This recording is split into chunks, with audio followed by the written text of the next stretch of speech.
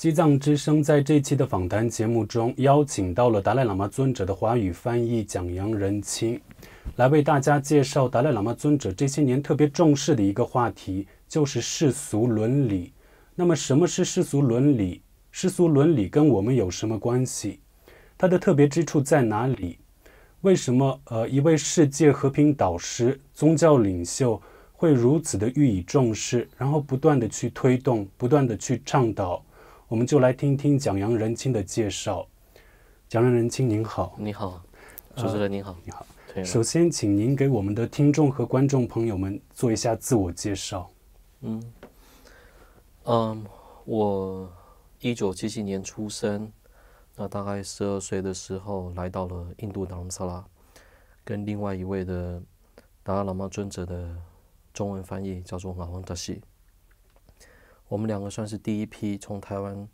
来到印度边境学院读书的学生。后来我们两个大概经过了14年到15年的乌布大论的学习，加上嘎居尼玛萨加，我们要边境学院有这样一个要求，必须要到其他的寺院来去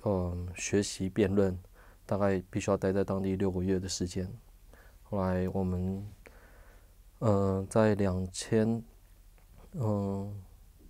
2004年的时候取得了无分别大教授的这个学位，大教授师或者是大阿杜里的这样一个学位。那之后在达赖喇嘛的私人办公室的一开始中文部成立的时候，我是员工，待了大概1年左右。之后搬到美国学习英文，尊者因为希望我学习英文的关系，那之后我申请哈佛，进入到哈佛的文学院的这个 South Asian Studies 南亚系里面读博，那读了6年，2014年5月28号毕业。那2014年的6月份我就搬回来了达兰萨拉，那在尊者旁边服侍他，如果他需要我的华语翻译的一个协助的话，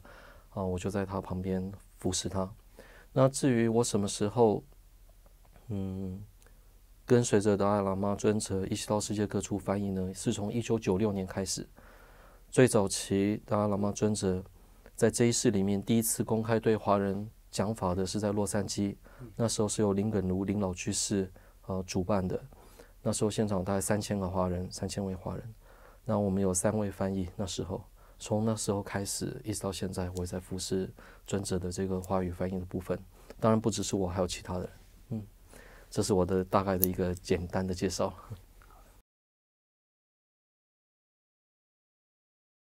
那今天我们要谈的话题是世俗伦理。您跟随尊者翻译这么多年，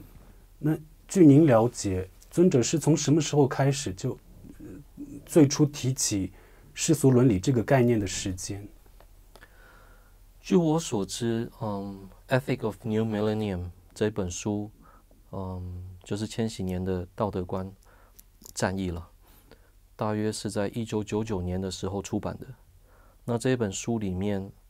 有明显的用到了 secular ethics， 就是我们直接翻译过来的话叫世俗伦理的这样一个用词。那这本书大概，它总共出书的时间大概5到6年左右。如果是这样推算的话，大概1993年或者1994年开始，尊者就已经在倡导这个世俗伦理的道德观了。那但是至于人类的一体性等等，这是早就已经尊者在提倡了。到底什么是世俗伦理？我们应该怎么去解读？世俗伦理，以英文来讲的话，它是从英文翻译过来的一个词 ，secular ethics，ethics 就伦理。那 secular 以英文的解读来讲的话，有不同的解读方式。像欧美的话，大部分把它偏向于排斥宗教，跟宗教彻底撇开关系，它的无关是撇开关系。但是像印度的宪法是以 secular 为主的宪法，那这种的 secular 的意思不是撇清关系，而是不以某个宗教为主，不以宗教为依据，主要的依据所限定的宪法。所以它是在尊重所有的宗教的情况下，包容所有的宗教的情况下所制定的一个宪法。所以尊者最主要采用印度的 secular 宪法的这样一个依据来解读 secular 的这个词。那今天翻成中文的时候，大部分的人都翻成世俗。世俗这个词呢，有通常的意思，世间俗用的意思。那还有一个是非宗教的意思。那在此我想可能世俗的用词，所谓的非宗教，并不是这个非字呢，并非是排斥，更主要的是，并非是以宗教为主要的依据所推动的伦理观或伦理的道德观，这一种的道德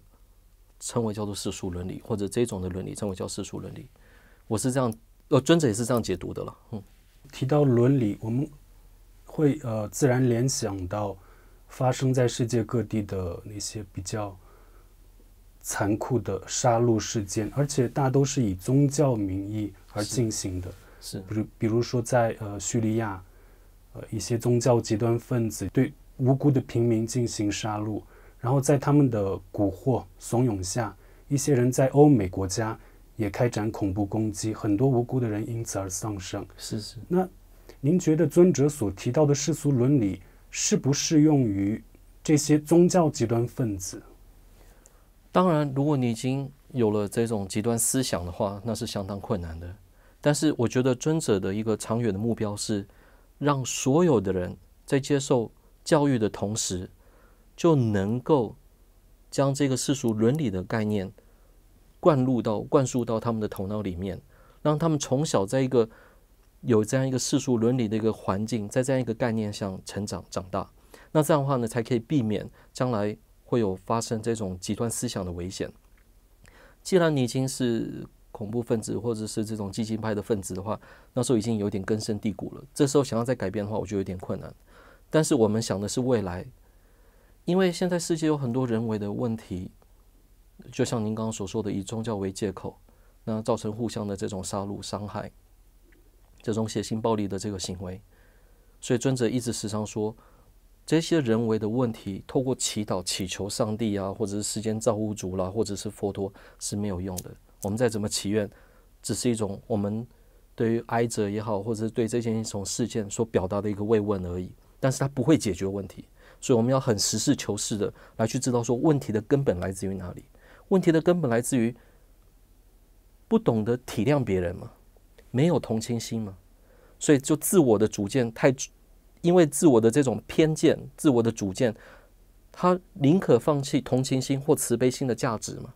所以代表说什么呢？他根本没有看到同情心或者是慈悲心站在他人立场的这些善心的价值所导致的问题。所以透过世俗伦理，让世人们从小就知道说同情心是多么重要的，慈悲心是多么重要的。不是说为了别人，哪怕是为了自己的健康，为了自己的心灵的幸福、身体的健康，我们都需要慈悲心。透过一套有系统的一个教育，让他们来知道说，世俗伦理其实是我们生活的一部分。在这样一个环境成长之后，我觉得就可以将这个恐怖分子这种思想激进派的这个问题呢减少到最低了。但是这是长久的将来，我们必须要有系统的来去介绍这个世俗伦理怎么推广。而且世俗伦理因为它不是以某个宗教为主要的依据，所以它可以遍及所有70亿人口。尊者也时常说，在70亿人口里面有10亿人口是没有宗教信仰的嘛。那其实尊者所说的并不是没有根据的，像是2012年12月份的那个 Pew Research Center，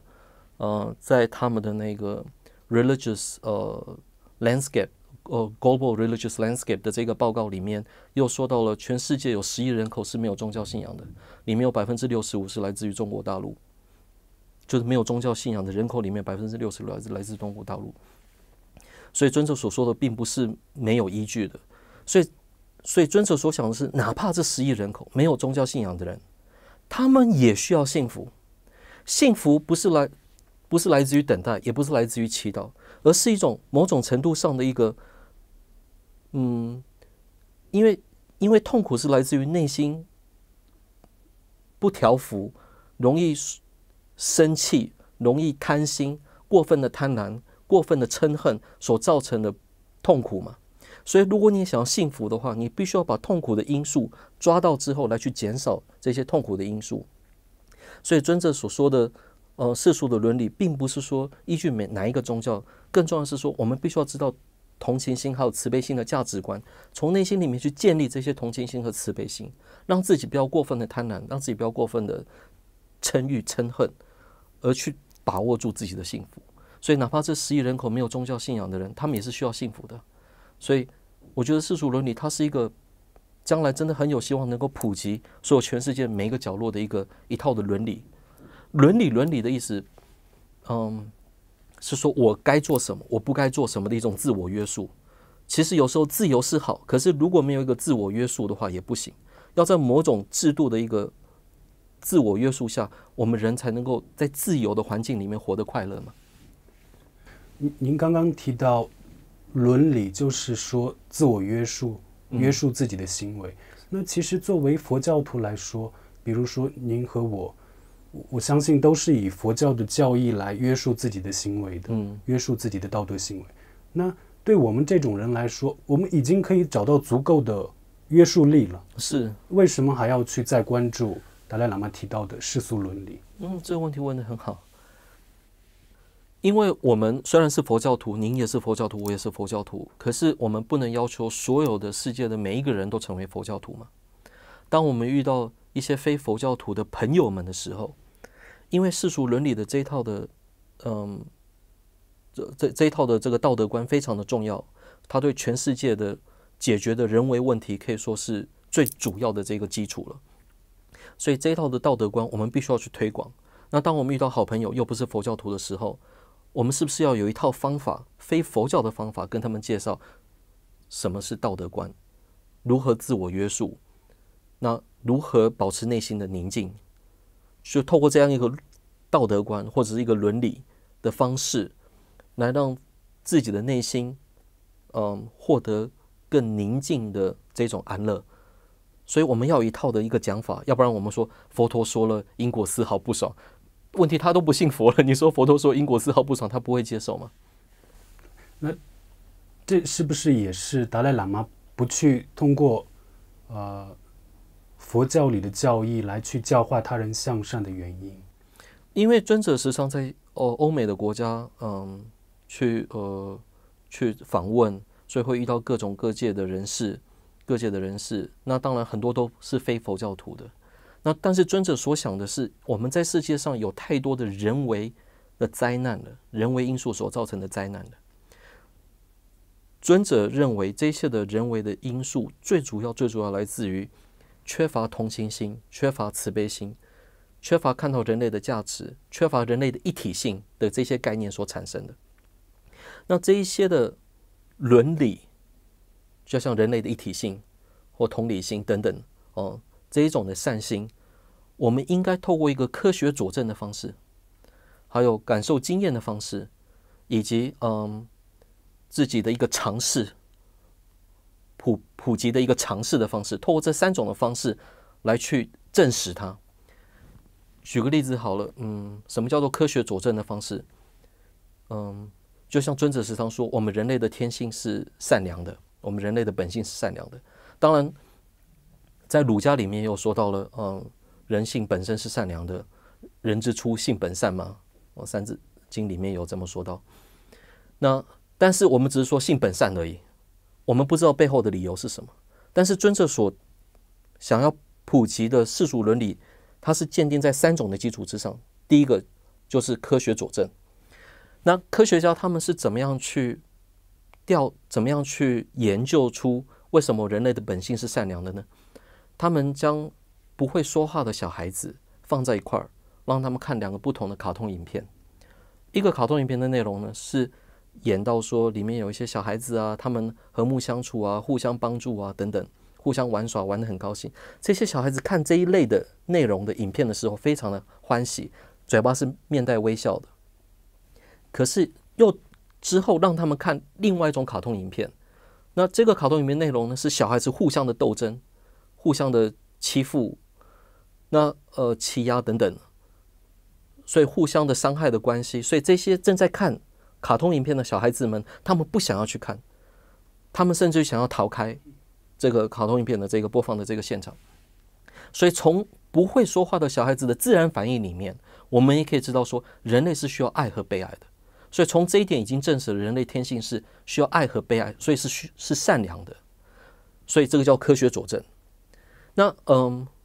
就是感受经验来讲的话，像我们爱他人的话，我们会觉得说好像是他人受益，但实际上自己的感受来讲的话，他人会不会受益是另外一回事。可是你从心里面产生的那一股温暖的感觉，你想要真正的伸出双手来去援助他人的时候，你的内心里面要有一定的自信、勇气，还有那种温暖的感觉产生了之后，你才会去帮助他人的。真正直接受益的是自己，这个叫做自我透过感受经验的方式来去知道说，确实啊，修习慈悲心，修习爱心，会不会帮助到他人不一定，可是直接受到利益的，至少直接受到利益的是自己。透过这样感受经验或觉受的方式来去证实。那第三个就是社会常识嘛，就像我们说生气的人和不会生气的两个做个比较之后，我们就可以知道说，生气的人他活得会比较痛苦，不会生气的人他活得比较快乐。所以透过这三种的一个条件下，我们来去制定一套伦理，而不是说你必须要做什么，你不能做什么，好像下命令似的。不是的，遵守所说的世俗伦理是基于如果你做了这个事情的话，会有什么好处，会有什么坏处；你不做这个事情的话，会有什么好处，会有什么坏处。透过利害的辨别，透过这种的方式，自我的去接受，更希望的是去自我去接受。所以伦理指的就是说什么该做，什么不该做的一个自我约束嘛。但是通常我们像中国传统的这种教育来讲的话，有点像一言堂的那种命令式的方式，你不能这样想，你不能这么做，他不跟你讲背后的理由，他只是给你下达命令而已。但是遵照所说的世俗伦理，该做和不该做，不是说一种命令式的方式该做不该做，更重要的是该做和不该做背后的理由是什么？科学佐证、感受经验以及社会常识，透过这种三种的方式来去说服自己，慢慢的给予学生们教育，让他们自己去辨别什么该做，什么不该做。所以我觉得这一套的伦理对佛教来讲也是有帮助的，因为我们佛教徒很容易因为佛说不可做，我们就不做了，我们根本也不去想说它背后的理由是什么。但是透过世俗伦理的这一套系统的推广，让我们佛教徒可以反思说，不是因为佛说了我们就必须得无条件的执行，我们应该要知道说佛为什么这么说，背后的理由是什么。所以我觉得对佛教徒也来讲的话也是有帮助的。谈到伦理的时候，很自然会想到《论语》，会想到孔子，是中国的儒家思想。是。那中国的领导习近平，他上任以后也在几个场合提到儒家思想跟佛教的思想在中国融合的过程，然后他是比较肯定的，是。然后他提到了这个对中国文化复兴起到的重要影响。是。那您觉得儒家思想跟我们今天谈论的世俗伦理有没有什么关联？同样的，儒家思想最主要是引经据论、引经据典的来去说孔子说什么什么，孟子说什么什么，所以这些都是先贤的大师们，或者是